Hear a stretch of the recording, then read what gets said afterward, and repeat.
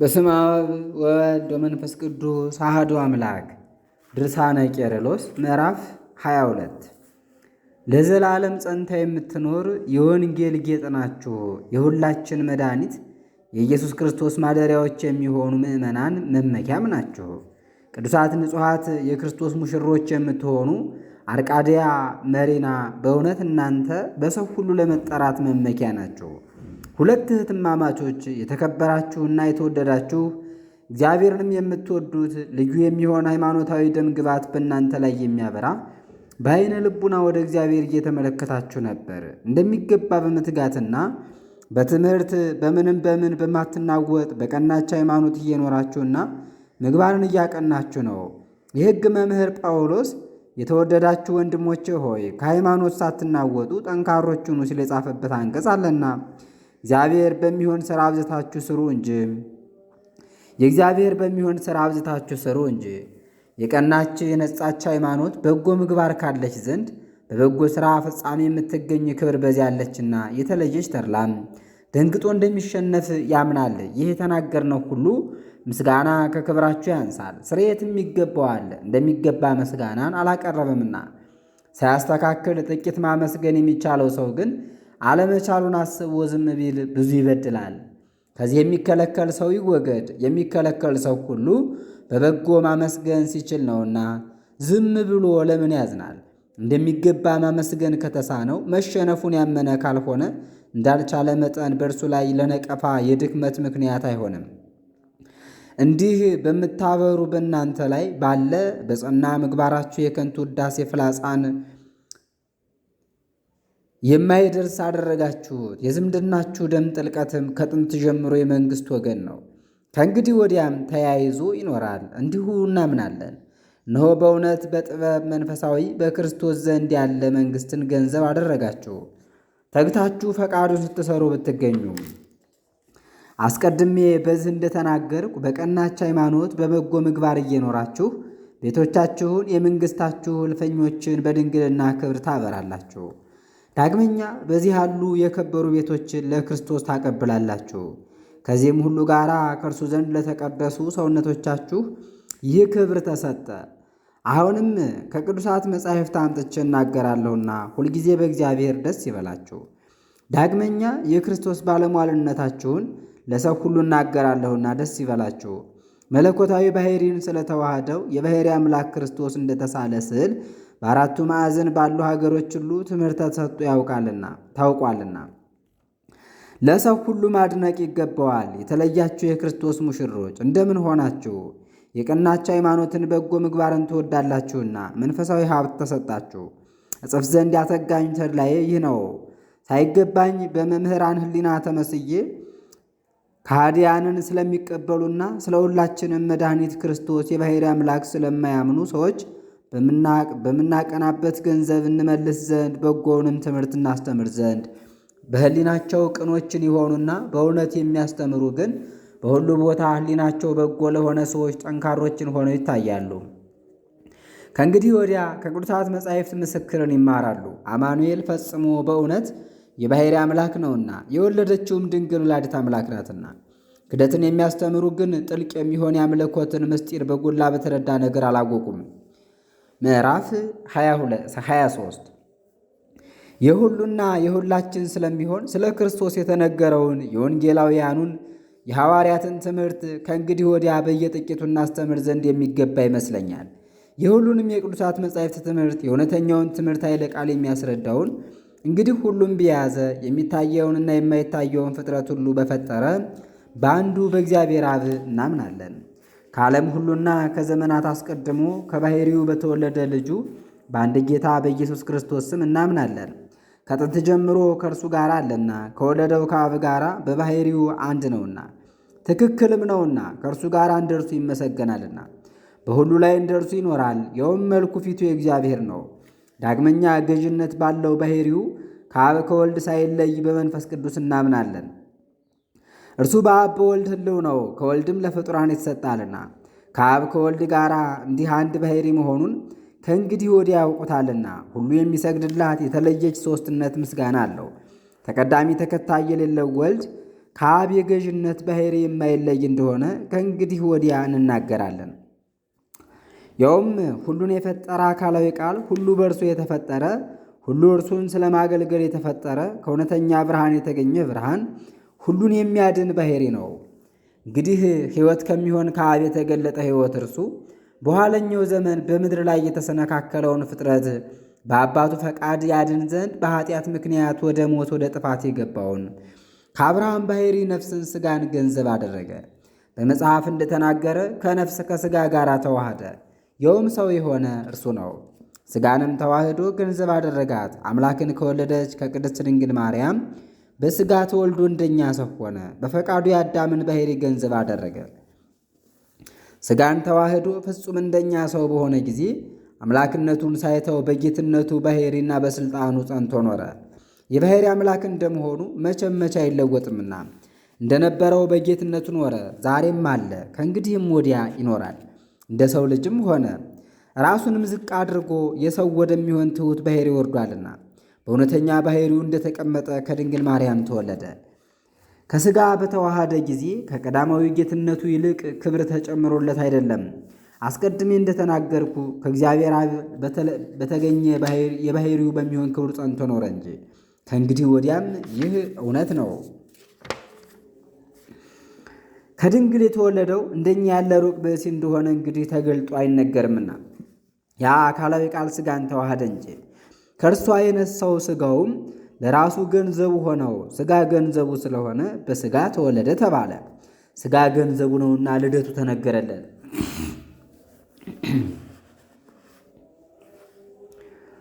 ባለማወቅ ቅድስት ድንግልን አምላክን የወለደች አይደለችም የሚሉ ሰዎች ግን ሁለት የእግዚአብሔር ልጆች በሚል ክህደት ይሰነካከላሉ።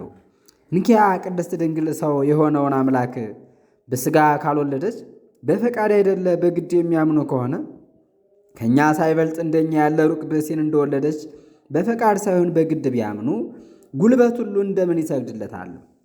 አንደበት ሁሉስ ኢየሱስ ክርስቶስ በእግዚአብሔር አብ ጌትነት ጌታ እንደሆነ እንደምን ያምናል? ዳግመኛስ መላእክት ከሁሉ በላይ ያሉ ኃይላት እንደምን ይሰግዱለታል? ሚኪያ በሰማያት ያሉ ኃይላት ሁሉ እንደኛ ያለ ሩቅ ብእሲን በእውነት ከእኛ ጋር እንደኛ ያመልካሉን? አያመልኩም። ከእንግዲህ ወዲህ ልዩነት ሳይኖርበት ከሥጋውም ሳንለየው በእውነት አማኑኤል ለተባለ እግዚአብሔር እንሰግዳለን። ከእግዚአብሔር አብ የተገኘ አካላዊ ቃል እንደሆነ ካመንን ፍጥረቱ ሁሉ ይሰግድለታል። መጽሐፍ ቃል ሥጋ ሆነ እንዳለ ሥጋ ወደ መሆን የተለወጠ አይደለም። እንደተናገርኩ ከቅድስት ድንግል ሥጋን ተዋህደ እንጂ የሰው ልደትንም እንደኛ ተወለደ። እንግዲህ እንደ ሰውም በሆነ ጊዜ ስለ እኛ በሥጋ ሞተ፣ አምላክ ነውና የመለኮት ኃይልን ረግጦ በመለኮታዊ ባሕርይ ተነሳ። እንዲህም ከሆነ በክርስቶስ ድል እየነሳን ኃጢአትን እንረግጣት ዘንድ ሙስና መቃብርንም እናረቃት ዘንድ ሞትንም እንበረታታበት ዘንድ በቻልን ነበር። በክርስቶስ ደስታም እንዲህ እንበል፣ ሞት ሥልጣንህ ወዴት አለ? መቃብርስ አሸናፊነትህ ወዴት አለ? እንግዲህ በአዳም እንደተሰነካከልን በክርስቶስ ድል ነስተናልና። አማኑኤል ከመለኮት የተለየ ሩቅ ብእሲ ከሆነ እንደ ሩቅ ብእሲ ሞቶ የሰውን ባሕርይ እንደምን ጠቀማት? እጅግ ብዙዎች ቅዱሳን እየሞቱ ያ ኃያል አብርሃምም ይስሐቅም ያዕቆብም ሙሴም ሳሙኤልም ከእነርሱ በኋላ የነበሩ ቅዱሳንም እየሞቱ ሞታቸው ከሞት በሚያድን ገንዘብ ለሰው ልጅ የጠቀመው የለም። የክርስቶስ ሞት ግን አዳነን። ከዚያም ወዲያ ሰውነቱን ስለኛ አሳልፎ ለሞት ሰጠ። ሰውን ሁሉ ከሞት ቁራኝነት ፈታው። ምዕራፍ 24 ከሁሉ ሲበልጥ ስለ ሰው ሁሉ ይሞት ዘንድ አንድ ልጁን ለሞት አሳልፎ ሰጠው። ከአብ ባሕርይ የተገኘ አካላዊ ቃል እርሱ በእውነት የባሕርይ አምላክ ነውና ስለ እኛ ገንዘብ ያደረጋትን ሥጋውን በጎ መዓዛ አድርጎ ለእግዚአብሔር አብ አቀረባት። አንዱን አካል ገዢ ኢየሱስ ክርስቶስን ከፍለው ሁለት የሚያደርጉት ሰዎች እንግዲህ በጣም በደሉ። ከዚያ ወዲያ ብልህ የሚሆን ጳውሎስ ነገራቸውን ያፈርስባቸዋል። አንድ ገዢ ነው፣ ሃይማኖትም አንዲት ናት፣ ጥምቀትም አንዲት ናት ብሎ እንኪያ እግዚአብሔር አንድ ከሆነ ሁለት አካል ሁለት ባሕርይ ብለው ከፈሉት። እንግዲህ ማንኛውን ጌታ አድርገን ምስጋና እናቀርባለን? ከአብ ለተገኘ አካላዊ ቃል የበዛ የምስጋና ቃል ይገባዋል። ያውም በእውነት የሁሉ ገዢ ነው። እንግዲህ የቃል ሁለተኛ ዘራ ዳዊትን ምን እንለዋለን? ገዢ መባል አይገባውምን? ከእመቤታችን የተወለደውን እነርሱ ከምስጋና ይራቅ እንደሚሉት ለሚቀድመው ለአካላዊ ቃል ይርቅለት ዘንድ ነው እንጂ መጽሐፍ እንደተናገረ በእውነት ጌታ አንድ ከሆነ ከአብ የተገኘው አካላዊ ቃል እንደምን ገዢ ይሆናል? ገዢ ብለን ገዢነትን እንደኛ ላለ ሩቅ ብእሲ ከሰጠን ሃይማኖት እንደምን አንዲት ትባላለች? ጥምቀትስ እንደምን አንዲት ትባላለች? ምስጢረ ተዋህዶን ባለማወቅ እነርሱ እንደሚሉት ሁለት ወልድ ከሆነ ከእነርሱ በማን እናምናለን? በማንስ እንጠመቃለን? እውነተኛ ጥምቀት አንዲት ናትና ወደ እውነተኛ ልቡናችሁ አመለክት ዘንድ እንዲህ ባለ ነገር ተጋሁ እንጂ አልጠራጠርም። ይልቁንም ስለ ኋለኛይቱ ኃጢአታቸው ላስረዳ ወዳለሁ። የሚገባውን ምስጢር በሰላ አይነ ልቡናችሁ መርመራችሁ ሊያኮርፉ የሚወዱትን ሰዎች ለይታችሁ ታውቁ ዘንድ የሚገባ ይመስለኛል።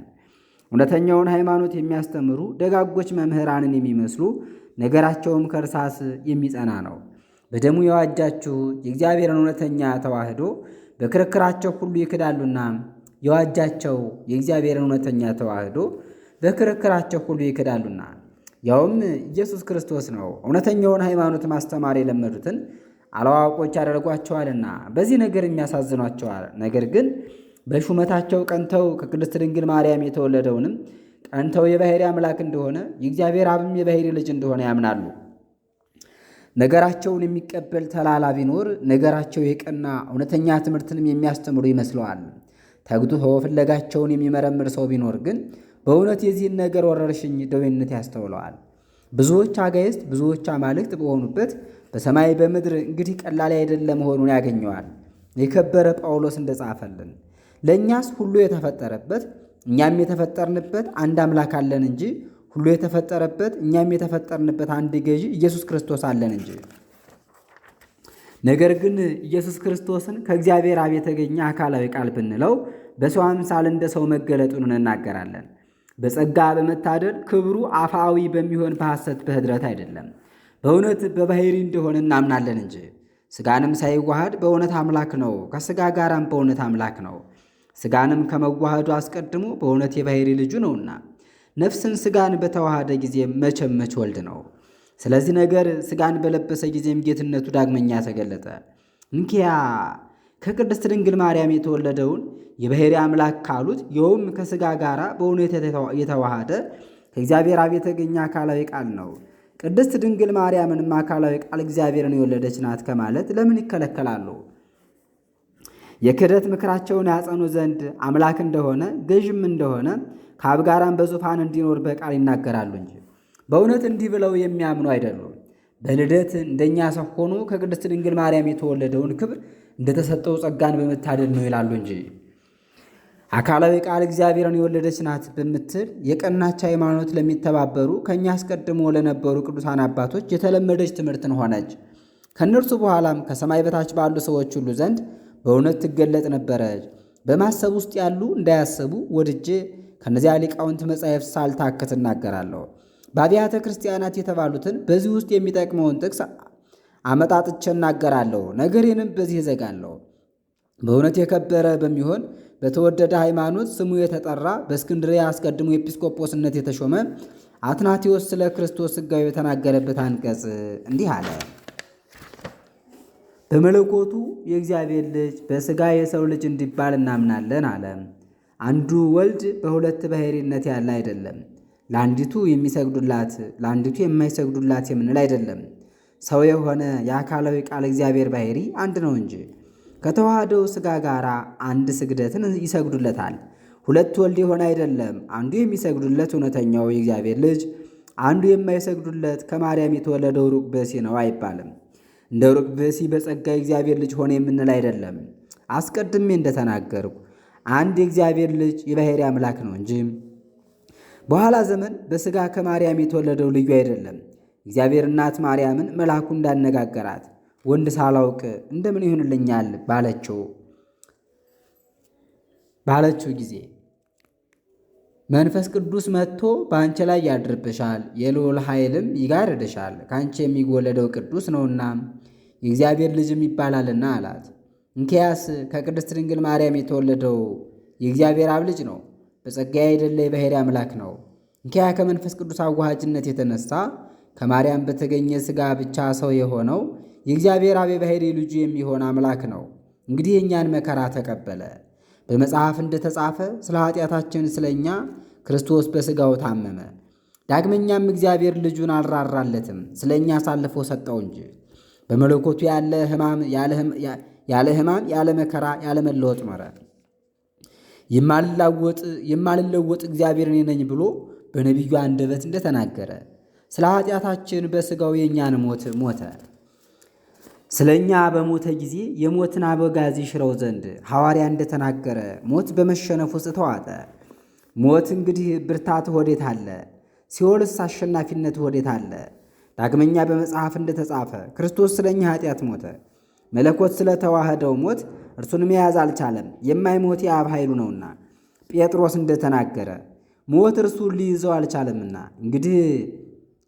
እንዲህ እያሉ የሚናገሩልህን እናያለን። ከቅዱሳት መጻሕፍት ውጭ ያለዚህ ከአብ የተወለደው የእግዚአብሔር ልጅ ልዩ ነው፣ ከማርያም የተወለደው እንደኛ በጸጋ የከበረ ልዩ ነው እያለ የሚያስተምር ቢኖር እነዚያውም ሁለት ወልድ ማለት ነው። አንዱ በእውነት የእግዚአብሔር አብ የባሕርይ ልጅ፣ ሁለተኛውም ከማርያም የተወለደ በጸጋ የከበረ ነው አንልም። የጌታችን ሥጋው ከሰማይ ወረደ የሚል ከድንግል ማርያም አልተገኘም የሚል ቢኖር ወይም መለኮት ሥጋን ወደ መሆን ተለወጠ የሚል ወይም ተቀላቀለ የሚል ቢኖር ወይም ባሕርዩ ጠፋ የሚል ወይም የእግዚአብሔር መለኮት እንደ ሰው መከራን ተቀበለ የሚል ቢኖር ገዢ አምላክ የተዋህደው ሥጋ እንደመሆኑ የማይሰግዱለት ቢኖሩ እንደነዚህ ያሉትን ከሁሉ በላይ የምትሆን ቅድስት ቤተ ክርስቲያን ታወግዛለች። ምስጉን በሚሆን ሐዋርያ ዘንድ የተነገረውን ሰምታ እኛ ካስተማርናችሁ ውጭ ሌላ ትምህርትን ያስተማራችሁ ቢኖር የተለየ ይሁን። ይህም የከበረ አትናቴዎስ አስተማረ። ሌሎችም የተመሰገኑ ጳጳሳት ትምህርቶቻቸውን እየሰጡ እንዲህ አመኑ። ምዕራፍ 25 ጳጳስ አጢቆስ እንዲህ አለ። ሰውን የሚወድ ጌታችን ኢየሱስ ክርስቶስ ዛሬ የሰው ልደትን ገንዘብ አደረገ። የመለኮት ክብር ግን ከዓለም መፈጠርና ከሰውም ክብር ይበልጣል። ዳግመኛም ይህንን ፈጽሞ በቃል ይገልጣል። በባሕርዩ ተዋርዶ ሳይኖርበት በቸርነቱ ራሱን ትሑት ያደረገ እርሱ ራሱን ዝቅ አድርጎ እንግዲህ የአገልጋዩ ባሕርይን ገንዘብ አደረገ። ጥንቱን ሥጋ ሳይሆን ከሰው ሥጋ ተዋሃደ፣ ቃል ሥጋ ሆነ ብሎ እንደተናገረ በባሕርይ መለኮቱ የማይደክመው እርሱ በእጅ ተዳሰሰ። ከሁሉም ሥልጣን በላይ የሆነ እርሱ ሥጋን ወደ ለበሰው ሰው መጣ። በመለኮቱ ፍጹም አካል ሲሆን በሥጋ በየጥቂቱ አደገ። የማይለወጥ በቅድምና የነበረ በሰው መጠን ተገኘ። የከበረ እርሱ በትሑት ልደት ተወለደ። ሰማይን በደመና የሚሸፍን እርሱ አውራ ጣቱን ታሰረ። ምጡቅና ልዑል በሚሆን ዙፋን ላይ የሚቀመጥ እርሱ በበረት ውስጥ ተቀመጠ። ምዕራፍ 26 ጳጳስ አንጢዎስ እንዲህ አለ። ዓለም ሳይፈጠር ንጹሕ የባሕርይ ልደትን የተወለደ መድኃኒታችንን ሕይወታችንን ወለደችልን። አብይ አካላዊ ቃል እግዚአብሔርን ወለደች። ደገኛውን አምላክ በሥጋ ወለደች። ብርሃን እርሱን ወሰነች። የቅቡፃን ተስፋ ክርስቶስን ወሰነች። የአምላክ ልጅ ጌታን ወለደች። እናትነት ያላት ድንግል ማርያም በድንቅ ልደት ወለደች። ምዕራፍ 27 በኢቆንያ ኤጲስቆጶስነትን የተሾመ አሙይልኪዮስ እንዲህ አለ። ስለ ፈጣሪያችን ክርስቶስ ሥጋዌ እውነተኛ ፍርድ ተገለጠ። የቅዱሳን ክብር መጣ፣ የፍጥረታት ሕይወትም ታወቀ። ይኸውም ስለ እኛ ሰው የሆነ የእግዚአብሔር አብ የባሕርይ ልጅ ነው። የእግዚአብሔር አካላዊ ቃል ነውና ሙታንንም በዘላለም ሕይወት ያስነሳቸው ዘንድ ሙታንንም አስነስቷቸዋል። ይኸውም ከሚታየውና ከማይታየው ፍጥረት ሁሉ አስቀድሞ የነበረ ነው። ብቻውን ከአብ ከመንፈስ ቅዱስ ጋር የነበረ ነው። የማይሞት እርሱ እነሆ ዛሬ ከድንግል ያለ ዘር ያለ ሩካቤ ብእሲ ያለ ኃጢአት ተወለደልን።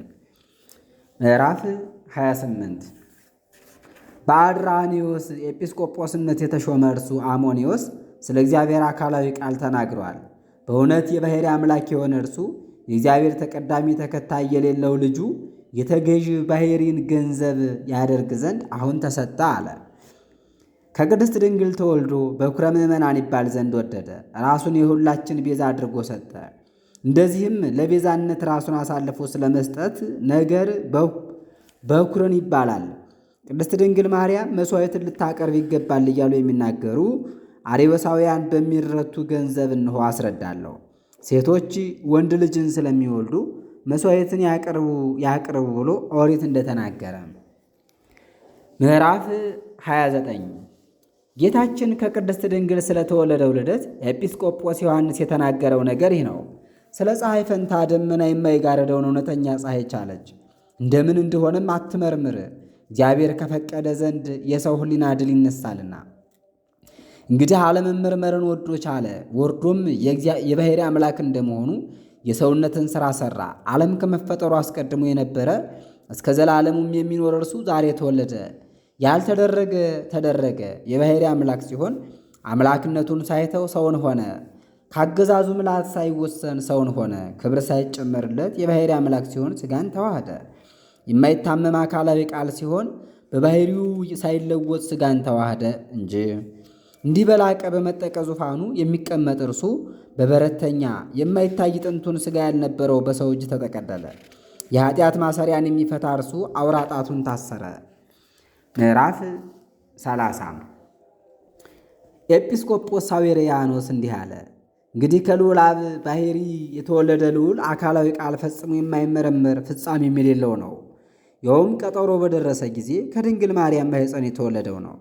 በፊት ምድራዊ ልደትን የተወለዱ ዳግመኛ ከእግዚአብሔር ሰማያዊ ልደትን ይወለዱ ዘንድ። ምዕራፍ 31 ኤጲስቆጶስ ኢዮጣሌዎስ ስለ ሃይማኖት ነገር እንዲህ አለ። ዳግመኛም ስለ መድኃኒታችን ምስጢረ ሥጋዌ ፈጽሞ የማይለወጥ የአብ አካላዊ ቃል ሥጋን በተዋሃደ ጊዜ ሰዎች እኛን ለማክበር ሰው እንደሆነ እናምናለን።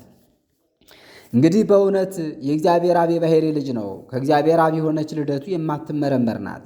ከድንግል የተወለደው ልደት የተነሳ የሰው ልጅን ተባለ። ይኸውም መለኮታዊና አብንም በመልክ የሚመስለው በባሕርይ የሚተካከለው እንደመሆኑ ብቻውን ፍጹም አንድ አምላክ ነው።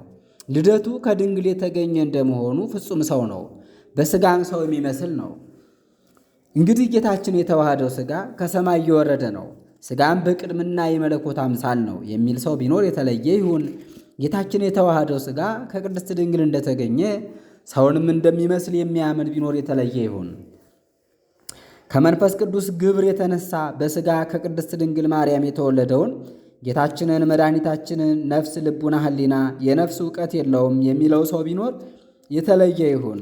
ጌታችን በሥጋዊ አይደለ በመለኮቱ እንደታመመ አድርጎ የሚደፍር የሚናገር ቢኖር እንደተጻፈ የተለየ ይሁን።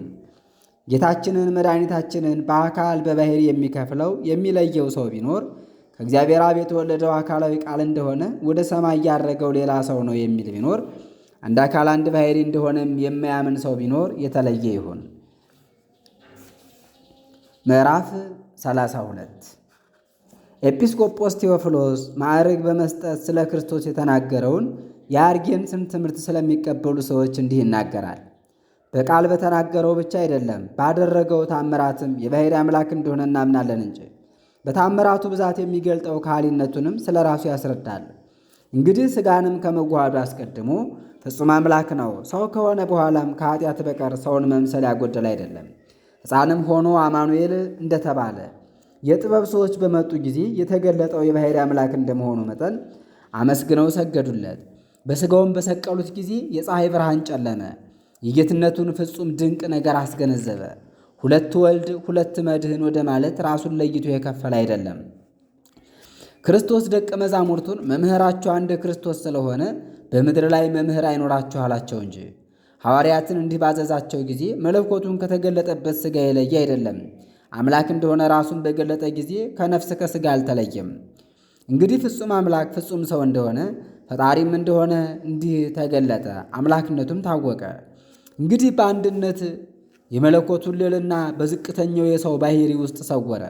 የታወቀ የሥጋ ዝቅተኝነትንም በመለኮት ኃይል ከፍ ከፍ ይላል። እንግዲህ ስለዚህ ነገር ልዩ የሚሆን በጎውን ትምህርት አብዝተን እናስተምራለን እንናገራለንም፣ በሃይማኖት በእውነት እንድንመሰክር። ለብልህ ጥቂት ምክንያት ስጠው፣ እርሱ አብዝቶ ይፈላሰፍበታል። ለደግ ሰውም በጎ ሥራን አስተምረው፣ እርሱ በጎ ሥራን ይጨምርበታል ተብሎ እንደተጻፈ ይህ ተባለ እንጂ እንሆ እንግዲህ ቀደምት አባቶችን የሆኑን የተወደዱና ብልሆች ሁሉ ቅድስት ድንግልን አምላክን የወለደች ናት ይሏታል። የእግዚአብሔር አካላዊ ቃል በእውነት ከሥጋ ጋር እንደተዋህደ መጠን በድንግልና ሳለች ወላዲተ አምላክ ሆነች ይላሉ። ከዕለታት ከአዝማናት ከዓለም መፈጠር አስቀድሞ ጥንት የሌላት ከአብ የተወለዳት ልደት ስትኖረው ከእርሷ እንደተወለደ ያስተምራሉ። እንግዲህ ከብሉያት ከሐዲሳት አምጥቼ ስለተናገርኩ በሕሊናዬ አዘንኩ። የክርስቶስ ትምህርት የሚሰወር ስላልሆነ ጥቂት ትምህርትን ላስተምር ወደድኩ። የልቡናዬን ነገር ከቅዱሳት መጻሕፍት አነሳስቼ የእግዚአብሔር ለምትሆን የበጎ አምልኮት ሰውነታችሁ ጽፌ ላኩ። በጥቂቱ ታነቡ ዘንድ እንጂ የልቡናችሁንም ሐሳብ ታብራሩ ዘንድ እንጂ ትረዱም ዘንድ እንጂ የሚጠቅመውንም ትመርጡ ዘንድ እንጂ የራሳችሁን ታላቅነት የሐዋርያት በሚሆን ትምህርት አከብሩ ዘንድ። ስለዚህ ነገር እንግዲህ ዋጋችሁ እጅግ የበዛ ነው። ኃጥኡን ሰው ጣዖትን ከማምለክ የሚመልሰው መምህር ነፍሱን ከሞት ያድናታል፣ ብዙ ኃጢአትን የሚያስተሰርይለታል ተብሎ ተጽፏልና። በልቡናችን ምርምር ክርስቶስ የባሕርይ አምላክ ነው ብንል፣ ክርስቶስ አንድ ወልድ አንድ ገዥ ነው ብንል፣ ክርስቶስ እነርሱ በጸጋ የከበረ አምላክ ነው እንዲሉ በጸጋ የከበረ አምላክ ነው የምንል አይደለም። ያም ባይሆን አማኑኤል ክብር ተጨምሮለት ከእኛ እንደ አንድ ሰው በጸጋ የከበረ አይደለም። እሊያ ግን አካላዊ ቃል አምላክ እንደሆነ ይናገራሉ። ዳግመኛም ራሱን ዝቅ አድርጎ የተገዢ ባሕርይን ገንዘብ አደረገ። በምን ሕጸት ሳይኖርበት በእውነት የባሕርይ አምላክ ነው፣ በእውነትም የሁሉ ገዢ ነው ይላሉ። በልዕልና የእግዚአብሔር ልጆች የምንሆን እኛ ከእርሱ በተገኘ ክብር በጸጋ እርሱን እንድንመስል እግዚአብሔርን የሚመስል ብቸኛ ልጅ ነው ይላሉ። የክርስቶስን ስም ቅብ መሆን አላወቁም። ቅቡ መባል ለብቻው የታመነ ሲሆን የማይገባውን ትምህርት ያስተምራሉ። ከእግዚአብሔር አብ የተገኘ አካላዊ ቃል ከሥጋ ልዩ መሆኑ ይታወቃል ይላሉ። ዳግመኛም እንግዲህ አንድ ብቻውን እንዲሆን ባያስቡ ቅቡ መባልስ ከቅድስት ድንግል ለተወለደ ይገባል ይላሉ፣ ምንም በገንዘቡ ያለ ቢሆን። ዳግመኛም የመለኮትና የትስብእት ተዋህዶ ትምህርት በአንድነት አንድ ይሆን ዘንድ ይገባል። መናፍቃን እነርሱ የፊታቸውን ስዕል አንድ አይነት ነው ብለው እንደተናገሩ እንኪያ የባሕርይ ተዋህዶን በትምህርታቸው ውስጥ እውነትነት የለውም። ይህች የተዋህዶ ምስጢር መንገድ የቀናች ስትሆን የማትካድ ናት። ምክራቸው ቅን አይደለም፣ መራራ ክደትን የተመላ ሐሰት ነው እንጂ። እንግዲህ ቅዱስ መጽሐፍ ክርስቶስ ብሎ ጠርቶታልና ለአምላክነቱ ለሰውነቱ የሚገባውን ሁሉ ሰጥቶታልና የእግዚአብሔር አካላዊ ቃል ሰው ሆኖ በተገዥ ባሕርይ እንደታየ አውቆ ለሌላ ያስረዳል። ከዚህ በቀር ሌላ ሃይማኖትን ለሚያምኑ እንደኛ ያለ ሩቅ ብእሲ ነው ለሚሉት፣ ከሴት የተወለደው በጸጋ የከበረ ነው ለሚሉ ጭንቅ ነው። ከሰው ክብር የሚበልጥ ክብርን ያከብሩት ዘንድ በእግዚአብሔር አካላዊ ቃል አርአያም ያስተካክሉት ዘንድ እንደሚገባው ያ መናፍቅ እንደተናገረ ከእርሱ የሚያገኝ መናፍቅ እንደተናገረ አለ። የክርስቶስ ትምህርት የሚሰወር ስላልሆነ ጥቂት ትምህርትን ላስተምር ወደድኩ። የልቡናዬን ነገር ከቅዱሳት መጻሕፍት አነሳስቼ የእግዚአብሔር ለምትሆን የበጎ አምልኮት ሰውነታችሁ ጽፌ ላኩ። በጥቂቱ ታነቡ ዘንድ እንጂ የልቡናቸውንም ሐሳብ ታብራሩ ዘንድ እንጂ ትረዱም ዘንድ እንጂ የሚጠቅመውንም ትመርጡ ዘንድ እንጂ የራሳችሁን ታላቅነት የሐዋርያት በሚሆን ትምህርት ታከብሩ ዘንድ። ስለዚህ ነገር እንግዲህ ዋጋችሁ እጅግ የበዛ ነው። ኃጥኡን ሰው ጣዖትን ከማምለክ የሚመልሰው መምህር ነፍሱን ከሞት ያድናታል፣ ብዙ ኃጢአትንም ያስተሰርይለታል ተብሎ ተጽፏልና። በልቡናችን ምርምር ክርስቶስ የባሕርይ አምላክ ነው ብንል፣ ክርስቶስ አንድ ወልድ አንድ ገዥ ነው ብንል፣ ክርስቶስ እነርሱ በጸጋ የከበረ አምላክ ነው እንዲሉ በጸጋ የከበረ አምላክ ነው የምንል አይደለም። ያም ባይሆን አማኑኤል ክብር ተጨምሮለት ከእኛ እንደ አንድ ሰው በጸጋ የከበረ አይደለም። እሊያ ግን አካላዊ ቃል አምላክ እንደሆነ ይናገራሉ። ዳግመኛም ራሱን ዝቅ አድርጎ የተገዥ ባሕርይን ገንዘብ አደረገ። በምን ሕጸት ሳይኖርበት በእውነት የባሕርይ አምላክ ነው፣ በእውነትም የሁሉ ገዢ ነው ይላሉ። በልዕልና የእግዚአብሔር ልጆች የምንሆን እኛ ከእርሱ በተገኘ ክብር በጸጋ እርሱን እንድንመስል እግዚአብሔርን የሚመስል ብቸኛ ልጅ ነው ይላሉ። የክርስቶስን ስም ቅብ መሆን አላወቁም። ቅቡ መባል ለብቻው የታመነ ሲሆን የማይገባውን ትምህርት ያስተምራሉ። ከእግዚአብሔር አብ የተገኘ አካላዊ ቃል ከሥጋ ልዩ መሆኑ ይታወቃል ይላሉ። ዳግመኛም እንግዲህ አንድ ብቻውን እንዲሆን ባያስቡ ቅቡ መባልስ ከቅድስት ድንግል ለተወለደ ይገባል ይላሉ፣ ምንም በገንዘቡ ያለ ቢሆን። ዳግመኛም የመለኮትና የትስብእት ተዋህዶ ትምህርት በአንድነት አንድ ይሆን ዘንድ ይገባል። መናፍቃን እነርሱ የፊታቸውን ስዕል አንድ አይነት ነው ብለው እንደተናገሩ እንኪያ የባሕርይ ተዋህዶን በትምህርታቸው ውስጥ እውነትነት የለውም። ይህች የተዋህዶ ምስጢር መንገድ የቀናች ስትሆን የማትካድ ናት። ምክራቸው ቅን አይደለም፣ መራራ ክደትን የተመሉ ሐሰት ነው እንጂ። እንግዲህ ቅዱስ መጽሐፍ ክርስቶስ ብሎ ጠርቶታልና ለአምላክነቱ ለሰውነቱ የሚገባውን ሁሉ ሰጥቶታልና የእግዚአብሔር አካላዊ ቃል ሰው ሆኖ በተገዥ ባሕርይ እንደታየ አውቆ ለሌላ ያስረዳል። ከዚህ በቀር ሌላ ሃይማኖትን ለሚያምኑ እንደኛ ያለ ሩቅ ብእሲ ነው ለሚሉት፣ ከሴት የተወለደው በጸጋ የከበረ ነው ለሚሉ ጭንቅ ነው። ከሰው ክብር የሚበልጥ ክብርን ያከብሩት ዘንድ በእግዚአብሔር አካላዊ ቃል አርአያም ያስተካክሉት ዘንድ እንደሚገባው ያ መናፍቅ እንደተናገረ፣ ከእርሱም ያገኘ መናፍቅ እንደተናገረ እውቀቱን በማስቀደም ርዑየ መንበር ተባለ ለሚሉ ለብቻው ክርስቶስ ይባል ዘንድ ይገባዋል ብለው ይናገሩለታል። አካላዊ ቃል መባልም ከእግዚአብሔር አብ ለተወለደው ለእርሱ ብቻ ይታወቅ ዘንድ ይገባል ብለው ይናገሩለታል። እኛ ግን እንዲህ እነርሱ እንደሚሉት እና እንደሚያምኑት የምናስተምር አይደለም። አካላዊ ቃል ሥጋን በተዋሃደ ጊዜ ኢየሱስ ክርስቶስን እንደተባለ እንናገራለን እንጂ ከመንፈስ ቅዱስ አዋሃጅነት የተነሳ በእግዚአብሔር አብ ዘንድ በባሕርይ ክብር ከብሯልና፣ ስለዚህም ክርስቶስ ተባለ። ቀናውን ሃይማኖት የሚያምኑ ግን በሥጋው ከበረ እንደተባለ ያስተምራሉ። ሩቅ አካላዊ ቃል ብቻ እስከሆነ ከበረ መባልን አይሻም። አካላዊ የእግዚአብሔር ቃል በቅባት ከበረ ተብሎ የተነገረበት አንቀጽ የለምና በባሕርይ ክብሩም ላይ ክብር ተጨምሮለት አልነበረምና፣ በእውነት ያለ ሐሰት የሚበልጥ አካላዊ ቃል የሚያንሰውን ሥጋን ያከብረዋል። በሰው ተፈጥሮ ባሕርይ ልክ በሁሉ ተለይቶ የከብር ዘንድ ይገባዋልና፣ ከድንግል ማርያም ለተወለደው ክርስቶስ በመባል ይጠራ ዘንድ ይገባዋልና፣ ሥጋን ሳይዋሃድ አይደለም እንደኛ ያለ ሰው በሆነ ጊዜ ከበረ ተባለ እንጂ ክርስቶስ የመባል ስያሜው ለእርሱ ብቻ ይገባልና፣ ያለምንም ምክንያት የእግዚአብሔር አብ አካላዊ ቃል እንደኛ ያለ ሰው ሳይሆን አይደለም። ክርስቶስም ቢባል ነፍስን ሥጋን እንደተዋሃደ አስበው። አካላዊ ቃል ሥጋን እንደተዋሃደ ብትሰማም ሥጋን አትርሳው። ምልአተ አእምሮህን አጥተህ ያበድክ አንተ ነገሩን በእያንዳንዱ ልታስበው ልትመረምረው ይገባል። ሁለት አካል ሁለት ባሕርይ ብሎ የሚያምን የሚናገርና የሚከፍል ክፉ ሰው ነው። ጌታችን ኢየሱስ ክርስቶስ አንድ አካል አንድ ባሕርይ ነው፣ አይከፈልምም። የመለኮትን ምስጢር ይናገር ዘንድ ክርስቶስ በሰውነቱ ያደረበት ብልህ ጳውሎስ እንደተናገረ፣ እንግዲህ ከዚህ ቀጥሎ ያለውን ተመልከታችሁ በእውነት ነገሬን ፍጹም የቀና ነገር ሆኖ ታገኙታላችሁ። ከዚህ ቀደምም የሰማችሁት የቀና እንደሆነ የተረዳችሁት ይመስለኛል። ከእግዚአብሔር አብ የተወለደው አካላዊ ቃል በመለኮቱ ፍጹም እንደሆነ ሰው እንደመሆኑም በሥጋ ፍጹም ነውና፣ ሥጋንም ያለ ነፍስ የነሳ አይደለም፣ እንግዲህ ነባቤት ነፍስ ያለችውን ሥጋ ነሳ እንጂ። እንግዲህ ለሚፈሩት ሁሉ ከሰማይ የተገኘች በረከትን የሚሰጥ የሁሉ አምላክ እግዚአብሔር ነው። በመንግሥት የከበሩ ሰውነቶቻችሁን ከእርሱ ዘንድ በሚገኝ መንፈሳዊ ምግብ ያጠግብ ዘንድ ወደ ፍጹምነት እንደደረሰ ሰው የክርስቶስን ፍጹም የባሕርይ አምላክነት ፍጹም ሰውነት ወደ ማመን ደርሳችሁ በማይመረመር ድል አድራጊነትና ተድላ ሰውነታችሁ ከብሮ ይኖር ዘንድ የንጉሠ ነገሥት ክርስቶስ የተለያችሁ ባለሟሎች ሆናችሁ።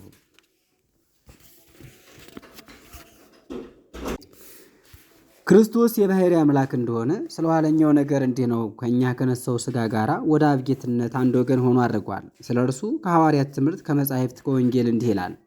ክርስቶስ ሕይወትንም የሚሰጥ እንደሆነ በሐዋርያው በጳውሎስ መጽሐፍ እንደተጻፈ በሐዋርያት ውስጥም እንዳገኘ ነው። በመጻሕፍት ሁሉ በወንጌላውያንም እንደተጻፈ የባሕርይ አምላክ እንደሆነ ማመን በክርስቶስ እንደመሆኑ መጠን ይናገራል። ክርስቶስ ሕይወትም መድኃኒትም ነውና የክርስቶስ ሞቱ ለዓለም መድኃኒትን ሆኗልና፣ የእግዚአብሔር ልጅ ኢየሱስ ክርስቶስ አንድ እንደሆነ ሐዋርያት ወንጌላውያን እንደተናገሩ የባሕርይ አምላክ እንደሆነ ማመናችን በክርስቶስ ናት። ወንጌላውያን ሐዋርያት እንደተናገሩ። ምዕራፍ 33 ይቀጥላል። ረድኤተ እግዚአብሔር አይለየን።